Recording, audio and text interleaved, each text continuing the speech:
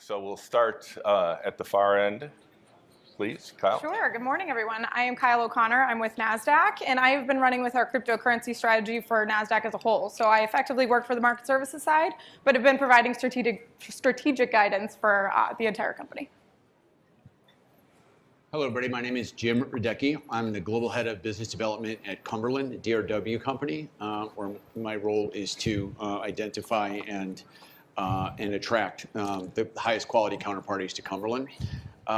We are the largest trading desk in cryptocurrency, spanning the ecosystem, and trade 24 hours a day, 7 days a week, from offices in Chicago, Singapore, and London. My background previous to entering the Bitcoin and blockchain and cryptocurrency world was, for the last 5 years of my traditional capital markets career, I ran Goldman Sachs Global Prime Clearing and was a Midwest Regional Manager for 12 years before that. Good morning, I'm David Mercer, CEO of LMAX Exchange, regulated as a broker-dealer and multi-level trading facility by the FCA in London. We operate 5 exchanges globally, 3 in London, 1 in New York, 1 in Tokyo. We trade around $20 billion a day across 80 currency pairs and precious metals. We've got clients in 100 countries, but probably what you're most interested in is our launch a month ago in London of LMAX Digital, which is what we believe is the first institutionally focused cryptocurrency exchange. We apply the same rule book, the same AML, KYC policies that we do on our regulated exchanges, and we hope we can help build a better market structure for this exciting asset class. Within the next quarter, we'll launch a vault custody solution, which will be fully insured by the Lloyd's market. But overall, at the high level, we hope that we can bring trust, transparency, and technology to this new asset class. Hi, I'm Christine Sandler, and it's nice to see so many familiar faces from traditional finance as well. I represent Coinbase. I'm Director of Institutional Sales. I joined Coinbase about 4 months ago. And if anyone doesn't know who Coinbase is, we are a large provider of services in cryptocurrencies. We're known for being a digital on-ramp for many individuals. Most recently, we've announced a suite of institutional products encompassing a new matching engine, co-location services, a custody product, and institutional coverage. So we endeavor to be the most trusted counterparty in the digital space. All right, so let's get started.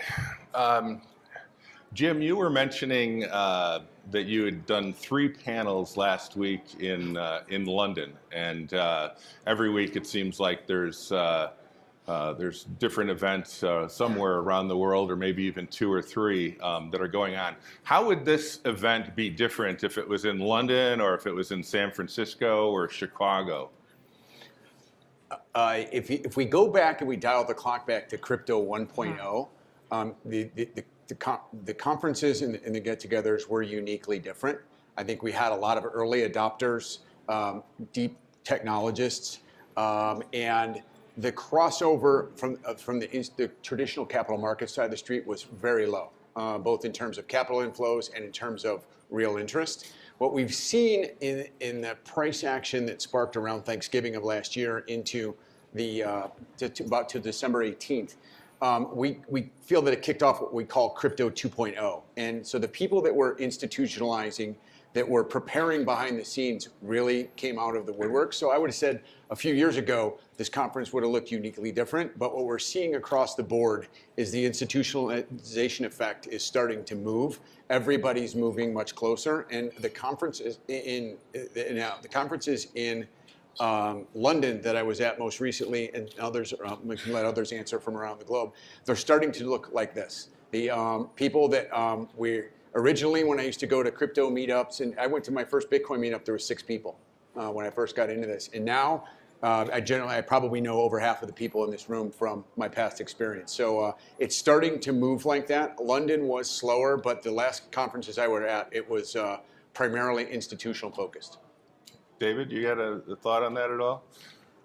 I think it's great to see so many new faces to me, because I'm used to sort of the fiat FX world. And certainly I can maybe pick you out more than I could at the last 8,000-man conference that was in New York City.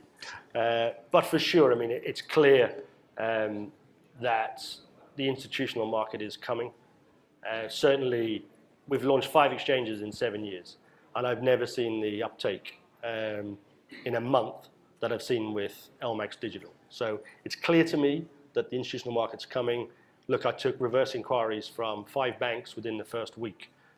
Previously to the launch, they'd all kept their counsel, bar one.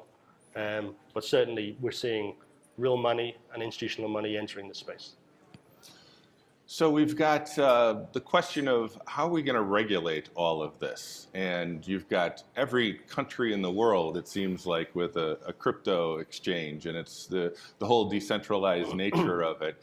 Are we going to see a Skynet regulator over everything, or are we going to have a national regulator that takes predominance? How is this going to play out? Who wants to take a shot at that? That's a good one. Look, I think the nature of digital assets, they look like money in certain instances. They look like securities in other instances. I think that does not mean that there is a potential one-size-fits-all regulation for this marketplace. I think that's the exciting part. I think this is a chance for us to borrow from different market structures and different regulatory constraints for us to create a best-in-class and tailor that to the desired experience. I would certainly agree with Christine in that sense. And I also do hope that regulation coalesces a little bit, especially in the US. Right now, we're looking at fragmented regulation in each state at this point. So we're looking at 53 different jurisdictions that all kind of treat this a little bit differently. So I do think that we can look to places like Japan that has its own self-regulatory organization, or Switzerland that's been a little bit more friendly, and try to adopt a holistic strategy in a regulatory environment.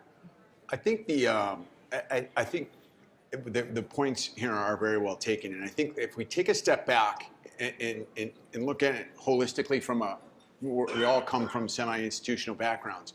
We at Cumberland, we believe in principle-based regulation. We believe at the core mandate of regulation and what it's designed to do, and what we're always conscious and willing to participate in is making sure that the cost of that regulation is commensurate with the expected return. But we all think we could benefit from more clarity. But at the core root of what the mandate of regulators is to prevent fraud to the public. And we talk to people all the time throughout the ecosystem. We are active in working with governments around the world in trying to harmonize. But at the root level, we think that there needs to be some baseline out there that establishes principle-based protection of the consumer against fraud, and that's where it has to begin. And I don't know, I'm not smart enough, and frankly, my opinion in $1.25 won't get you on a bus in the city of Chicago, but my experience dictates that that's the common ground that we can find in global regulation, is to start establishing baselines for fraud, sane regulation around things like what is a qualified custodian, the things that can be globally agreed on, and we think that people are trying to figure that out pretty quickly. How is how will regulatory arbitrage that we're seeing out there, we've got the move to Malta for some players and like that, how is that going to impact the whole regulatory development from an institutional basis? I think you got to remember it's very early, right? So I operate primarily in the spot foreign exchange market. That's not a financial instrument. It's not regulated. It trades $2 trillion a day. So whatever that is, 100 times, 200 times what the crypto market is. So it's very early. To James's point earlier, we have AML rules. So for example, LMAX Digital, we apply global AML rules. So that gets around one of the issues you have about who you're dealing with and the security of funds. The security of funds point is actually about having regulated brokers. I think that all the global regulators will drive this business offshore. And to a certain extent, we have to ignore what they're doing. We have to be SROs. We have to apply the best in breed protocols. I sat down with an army of FCA people about a month ago. I had 15 of them in the room, and they talked about global standardization. It's just not going to happen. It hasn't happened in spot FX. It cannot happen in this crypto world. But certainly we can secure clients' money. Certainly they should be protected more the way they are in the retail trading space. You know, in the US, you can't trade on leverage. That's how little the regulators trust the retail investor. So certainly we should protect them more, and we can protect funds, and we can apply AML rules. But we have to just apply the best of breed, plow on regardless of what the regulators do, because I think that's literally anywhere between 3 and 10 years before you've got any general approach across the globe. So I want to talk a little bit to the point here about Silicon Valley versus traditional Wall Street, but I want to ask the audience 2 questions first. Now, I'm going to flip this question around a little bit. How many in the audience do not own any crypto? Okay, so just a few hands, right? So this is predominantly we own some crypto. All right, now the second question is, how many of you have ever shown up for a business meeting wearing a hoodie? Oh, we got a couple of hands here. Okay, all right, good. So what is the difference between how Silicon Valley is viewing this and how traditional Wall Street? You know, Jim, you look beautiful there in that 3-piece black suit, okay? And I'm sure you have a matching hoodie to go with it, but how, you know, what is the difference here? Old habits die hard with the 3-piece. When I have a head like this, I do everything I can to take attention off of it. So, but what our focus has been at Cumberland is to we were early adopters in both investing throughout the ecosystem as well as in providing liquidity. And we figured if we moved, the price action moved us to crypto 2.0, we would see the institutionalization trying to form itself. It's played out like we thought. But I spend about 80 to 90% of my time with Cumberland working with institutional counterparties. And we run an institutional platform. So to me, I have seen that there's a lot of technology expertise in the crypto space. The computer science that I have seen in the crypto side, I thought we had great technology at Goldman Sachs, and we did, but there is brilliant computer science going on in this ecosystem right now.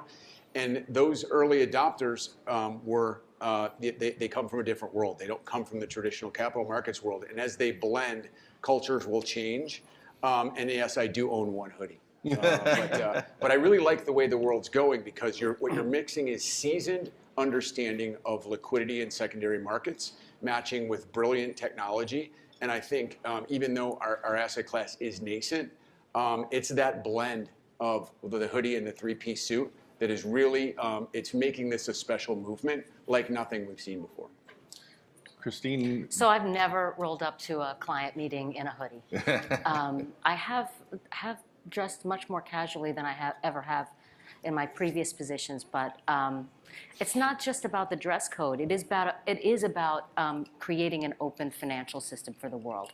So however we approach this, whether it's from a technology standpoint or whether it's around building institutional tools that look like the tools that we have in other markets, it is about creating non-homogeneous markets. Right now, the experience is fairly homogeneous. We want more players to come into the space. For more players to come into the space, they have to have things like custody solutions. They have to have robust OTC trading, borrow and lend markets. And we're in the process, whether you're from Silicon Valley or whether you're a traditional player, you're working on building these tools to create that experience. I would also say, ironically, as you go from the West Coast to the East Coast, you kind of get to different parts of the ecosystem. So the West Coast really focuses on, in my opinion, underlying protocol developments, brand new projects that are starting. That's where a lot of the venture capital teams are. Then you get to Chicago, which is, the professional traders that are just very quietly humming the way that Cumberland has done for so many years. And then you get to New York, which is more of an investment. How do I keep my assets safe? So I think each place has a theme, and the intellectual capital kind of just harbors in that theme in each jurisdiction. So we have a a little bit of a play between the FX market model and the equities market model, and we certainly have representatives from both there. How is it going to shape to look more like FX or more like equities as this whole institutional model develops? I think those two markets actually are coalescing anyway. FX was behind the curve when it came to equities. It's now all about low latency cross connection. It's about, with interoperability in the equities market, you move to this fragmented FX market where you have to price 40 to 50 venues to have efficient price discovery. Guess what? It's the same in the crypto markets. The third LP I onboarded on LMAX Digital said, whoa, this flow is really sharp, it's toxic. And hold on a minute, it's not. How often are you updating? And they said, once every 2 seconds. Okay, that's not the real market. So what we've done is taken the same technology we use in all our other low latency exchanges, which means you cancel and replace in 80 microseconds, and applied that to the crypto world. So guess what? That's now price discovery. So all the major market makers in the street are pricing in LMAX Digital. So that's the future. A lot of these exchanges are really retail platforms, and I take my hat off to them in that they're very good at sales and marketing, and they're very good at client onboarding. But when it comes to low latency price discovery and risk transfer, it's going to move towards that FX stroke equity model, which will mean cross connects in hardwired data centers. Mm-hmm. Yeah, we share the same. We share the same vision. I think we're building a low latency matching engine, ironically, in Chicago. So we're splitting the difference. No, at the end of the day, we think that there are learnings that we've had from FX markets and equity markets that we can apply to the institutionalization of this product. I think from the institutional, the industry is going to look. There's technology innovation in this ecosystem, and what we've learned in our experience, and what I've dragged with me from my traditional capital markets experience, is that the early tenets of Crypto 1.0 was aimed at getting front ends that were functional, and then you're going to get this. The FX markets are going to come in because they get precision pricing, speed, much like the equity markets.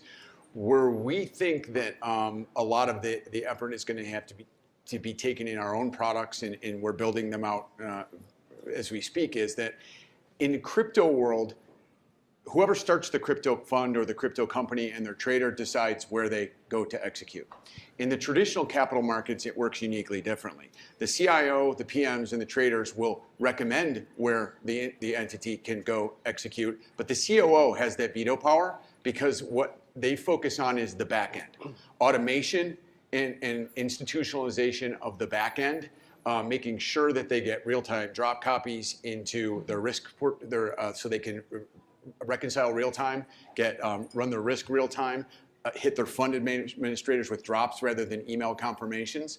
This is a nascent asset class that it's the only asset class that we've ever seen in our lifetime where the price action, the underlying, outpaced the build-up, the industry's infrastructure by years. Mm-hmm. And we're seeing that mature, but I think for the real institutionalization to come in, there's a best practices in the back end that is going to need to be very, very important for that money to confidently cross in addition to some of the other inputs like custody is important as well. But I think that the early round people discounted the impact of technological reporting in ways that we're finding are going to be very important the more institutions we talk to. So Jim, you keep talking about 1.0, 2.0. How are you mapping the maturation of this whole thing? How are you keeping track of it all? So knowing that the institutional money has been interested for a while, even before the price action kicked up, they were the smart money was really gearing towards it. Others were watching, even though they may have been not talking about it positively in the media or things of that nature. There's an incredible amount of research being done. So what we started doing is we created what we call the institutionalization curve, where we monitor the inputs into a curve of technological innovation and sophistication that maps to institutional tools. And we monitor that to see when crypto 3.0 will actually begin based on a series of inputs. And the inputs into institutionalization that we at Cumberland have come up with is, one is that the first input is access to liquidity. We are in a very bifurcated market structure where the liquidity destinations, access to them is not like in traditional capital markets where there's a standard fixed interface for everything and the onboards are pretty simple. You've got 180 active liquidity destinations today, 200 more coming, plus all the decentralized entities. Access to liquidity and institutional size is a real concern. The second is the settlement process. It's two components. One is fiat. And the example I've been using recently is if I were to want to get money to Australia, my best way to do that is to go to my ATM, take as much money out as I can, get on a plane and fly to Australia. My money will beat my wire to Australia. Fiat settlement it will need to continue to evolve. And the other side of that is what we call the grease in the gears. The other technology and innovation that needs to match what traditional capital markets are used to in terms of repo market, lending. You mentioned the lending facilities. Those are the things that push the capital market. The faster the gears can move, the more capital you can put through a capital market structure. The third is custody and security, also two parts. One is for the real heavy-duty institutional money, the concept of a qualified custodian is preeminent. And the next one is security. Immutability is the calling card of blockchain, but it's also the issue at this point in time, because securing those keys, the technology still has to come. It's early and there's brilliant people working on it, but that's a very big input into this. The fourth is valuation, research, and metrics. Most of the people in traditional capital markets started learning about balance sheet and income statement analysis when they were in high school, if not college, and they're used to being able to start at some baseline valuation. Because the technology is nascent and adoption has been thin, it's been very difficult for people to get their arms around valuation.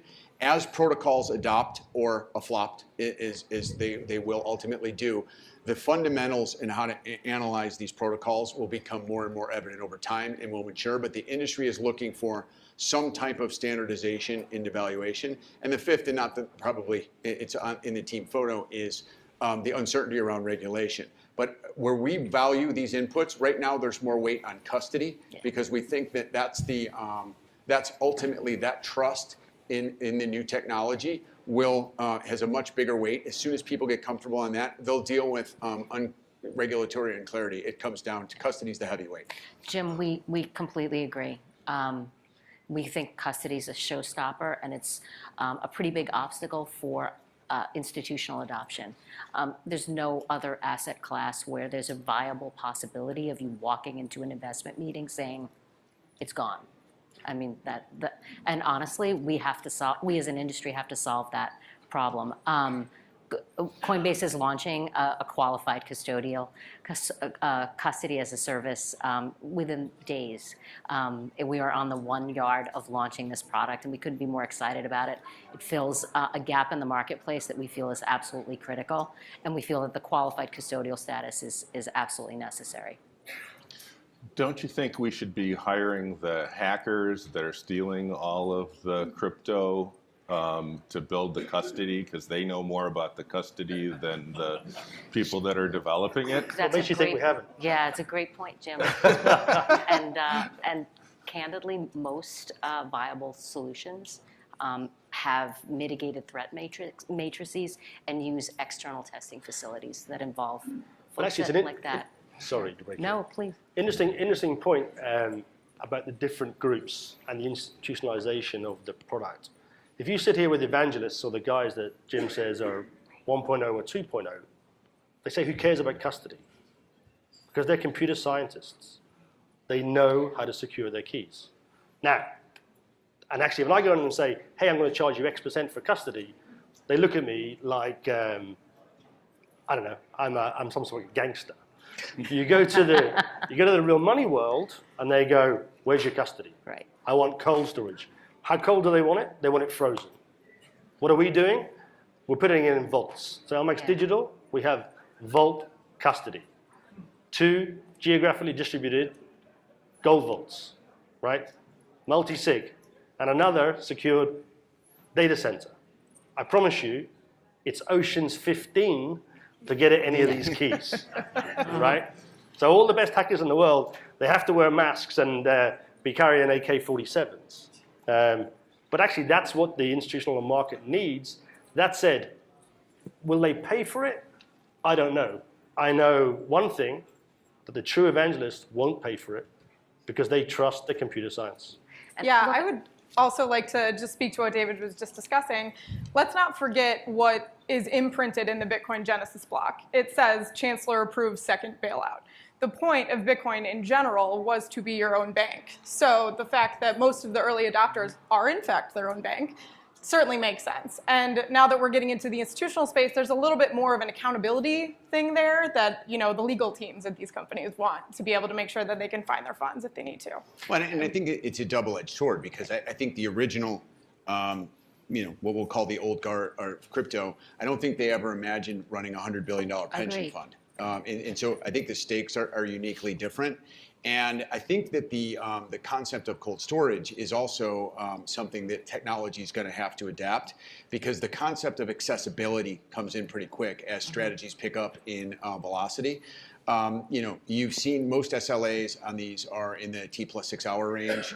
My experience from the old days has been more like T plus 24 to 48 hours. Try to run an active strategy and you have to collateralize at the exchange liquidity destinations, so you can't take access. You can't take Action. You can't take advantage of those market opportunities if you can't access your tokens. So I think the technology is going to continue to evolve, and there'll be more technological solutions that are going to have to be developed. But I think that this is the real where the rubber meets the road, because I think at the end of the day, the money is going to dictate what it wants as its best practices ultimately, not the reverse. No, couldn't agree more. I think there is an obvious trade-off between security and access.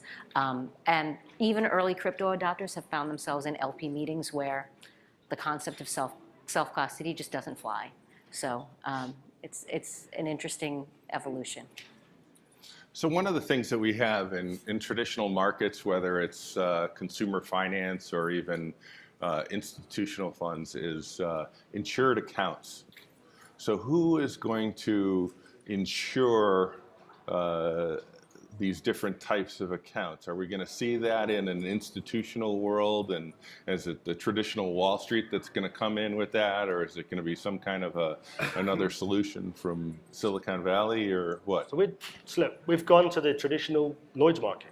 That's it. So I think we'll have the first properly insured custody for the 5 major coins and everything that's ERC20 related from the Lloyd's market. Now, the problem we have there, or the market has, is the capacity is not big enough right now.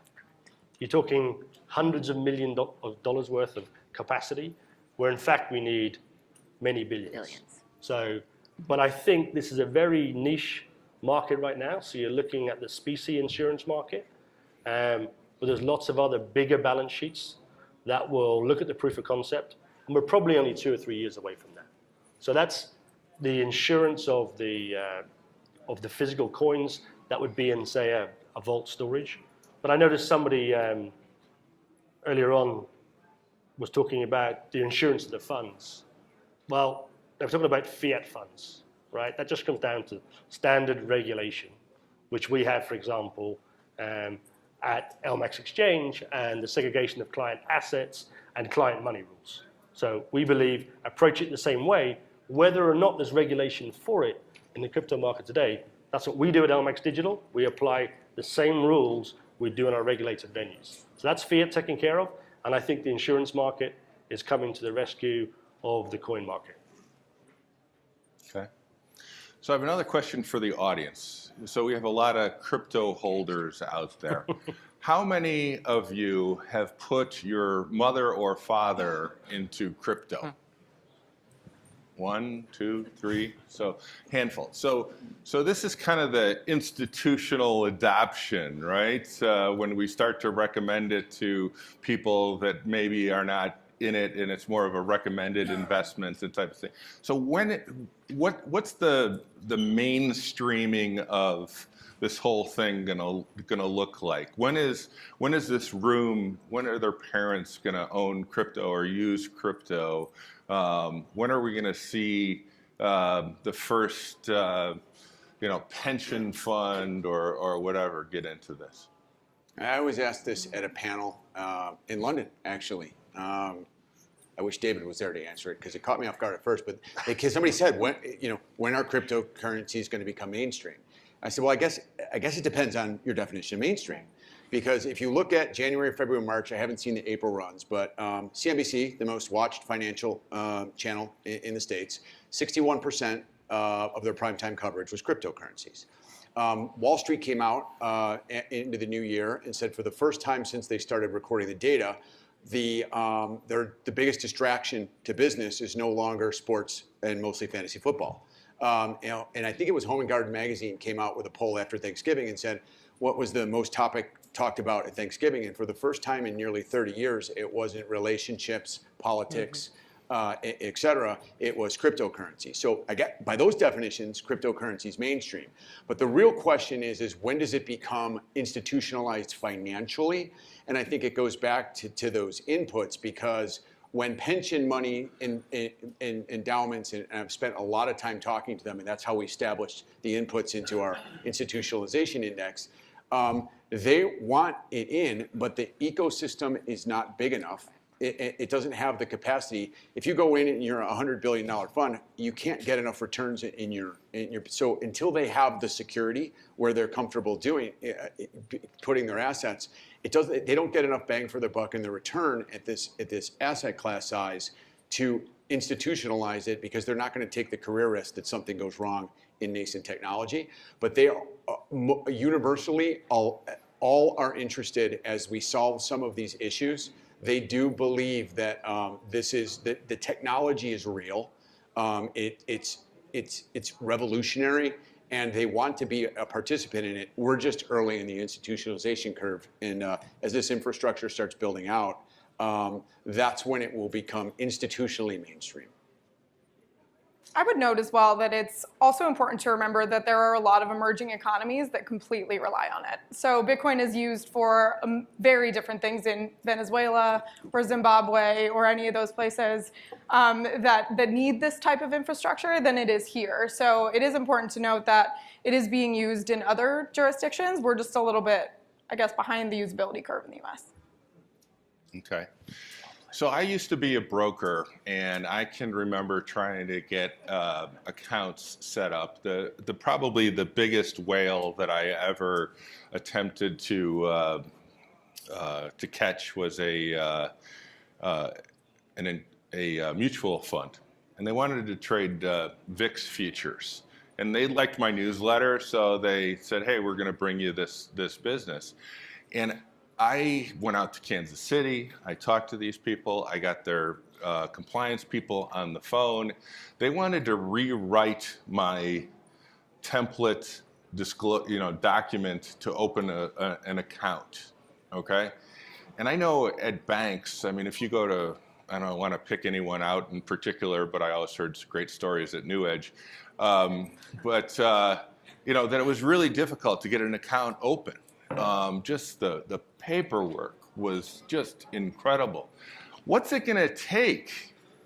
Are we going to have to improve the processes here, or is it that Silicon Valley is going to have to figure out how to fill it, how to give all the right answers for getting these accounts open, even to be able to trade this stuff? I think we focus too much on Silicon Valley. They can't solve that. Sorry, Silicon Valley. There's one thing that matters, right, which is the ownership of the entity. That's it. So it's source of funds and beneficial ownership. So look, to open an account anywhere, at a bank, with a broker-dealer, at LMAX exchange, there's 9 documents you need to provide. That's it. It's a global standard. And by the way, it's very easy for a mutual fund or a bank or any fund to open an account with any other institution.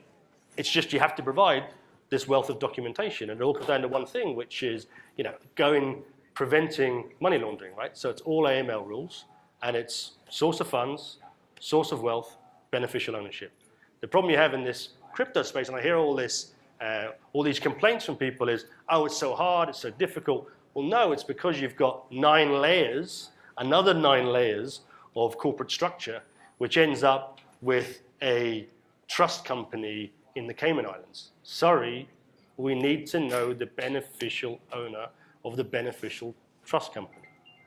If we know that, it's relatively simple. So it's not a Silicon Valley thing. It's a simple AML process, which is already adopted worldwide. So I have a question for you. If a certain Japanese investor by the name of Satoshi Nakamoto showed up and wanted to open an account, and he says, I've got, this 1,000 Bitcoin here, it's right there. Can you open that account? Not a problem. So again, source of funds, source of wealth.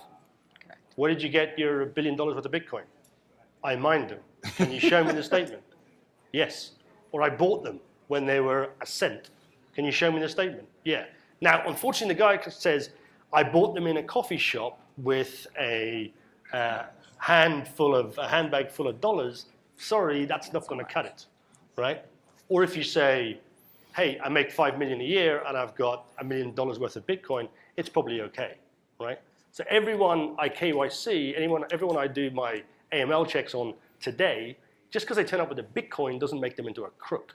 If they turn up with fiat and they're a reputable bona fide counterparty, it's the same with Bitcoin. And in fact, with crypto assets, you can go a step further than you can with fiat. And guess what? I can track the coin, right? You've got elliptic, you've got chain analysis. It's one step further than you can with fiat. Every single dollar you have in your wallet today has probably been at a racetrack, has probably been in a casino. And who knows how it got there. With crypto assets, you can go a step further. So Satoshi, I'm here, LMAX Digital, and there's brochures are outside. All right, at this time, I'd like to open it up to the audience for any questions for our panel. Who wants to take a shot at them? Anyone? Bueller? This is what's different than London, John, to ask your question.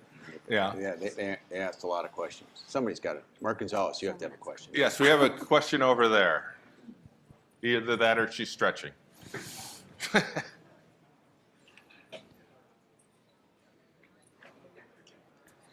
I like the microphone. So my question's about chain analysis. So when you're doing AML KYC, like where do you draw the line, right? Because you can have somebody who bought like Bitcoin on Coinbase, for example, or through Poloniex or any other exchange. But if you go 6 layers back, it was potentially somewhere that was, not necessarily reputable. So where do you draw the line in how far you track and what is okay versus what isn't? I think it's a slippery slope because a lot of people say, I only want virgin mined coins, like you have pieces that come up there. Mm-hmm. But what you really don't want is in an emerging currency scenario is non-fungibility of tokens. And so we've, at Cumberland, have studied this a lot. I think people they like to use the Silk Road coins as an example.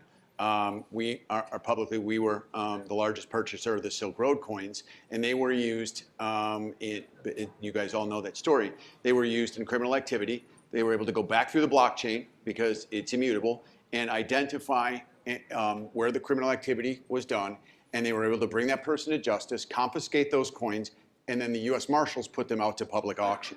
So our argument would be that blockchain did its job, right? It was able, so what we think is the real danger is in trying to draw, put our currency into a marketplace where the coins aren't fungible. I have good Bitcoin, bad Bitcoin. And I think that's bad for the ecosystem. So we, like everybody else up here, is very familiar with chain analysis. We call ours coin analysis. But and we want to know where the coins are that we've touched. So unless something was coming through a known, we would support keeping the coins fungible unless something was known to be contributing and laundering cash for a specific criminal intent. Well, that's where we would draw the line. But we are we're very conscious of where the coins have gone through. And then people are like, well, yeah, but they can still be used in criminal activity. I'm like, well, I agree, but if you look back over time, when Pablo Escobar was in business, they said at one point in time, the probabilities were 89% that he could have touched every 100 US dollar bill in the United States, and now the 500 euro note there as well. So I like the immutable record of Bitcoin, and we support it to keep our coins fungible. How much risk is there of clawback from a regulatory standpoint that they go back and see some other activity and want to pull back those coins? Is that an issue? It goes back to the question over there. How far back do they want to go? Yeah. I'm happy if I open Cumberland, Goldman Sachs, they give me coin, right? Then I should be pretty confident with that coin, right? Now they'll have gone back. I can also go back 3 or 4 periods, make sure that they didn't emanate from the dark web. That has to be okay. Now, what's the regulator going to do? Hold on a minute. 10 iterations ago, it was on Silk Road. Okay, well, what about the $20 bill or the $100 bill that's in my pocket? So I can't see that happening. But also, I think there's a lot of reason why many of the institutional entities trading this choose to be offshore, and certainly offshore from the US, and dare I say it, outside of the state of New York City, or New York, sorry. All right. Any other questions from the audience here? Yes. Hang on one second. We'll get you the magic box. I didn't know that was Mike. Yeah, it's good. Do institutions want to own these actual coins, or do they want exposure to these products through traditional investments like ETFs or other, derivatives, whatever else it might be? That's really my question. They have to own the coin. That's it, right? That's what liquidity is. I mean, it's very odd that you see these nascent derivative markets today that represent a very small percentage of the cash market. Derivative markets normally evolve from well-developed cash markets. So the truth be known, if they want real liquidity, real access, they have to access the cash market. So yes, they do need to own it. In an ideal world for them, I guess the futures market would now be 3 times the cash market, and it'll just trade that. But it isn't.